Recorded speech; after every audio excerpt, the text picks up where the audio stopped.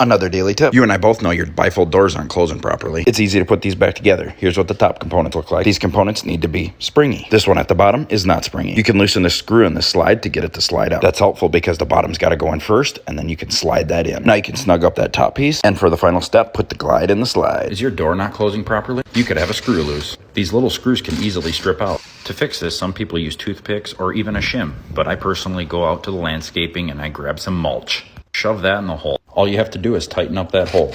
Put the screw back in and you're as good as new. The next daily tip has to do with this toilet leaking on the floor. So it's time to throw in a new wax ring. And simply start by turning off the water and removing these nuts. Sometimes they'll be stubborn and rusted out, and you'll gotta cut them out. After you get those out of the way, let's remove the supply line. Using a bar clamp like this makes for a great handle. Now it's important to make sure we get rid of all that old wax, throw in the new wax ring, and reinstall. Hey, have you ever wondered how they seam carpet together? So basically they put tape underneath the carpet that this iron then heats up, and it's like glue. You roll it, and it's done. Lastly, let's go over a gadget for the summer. These giant ice balls are incredible for mixed drinks.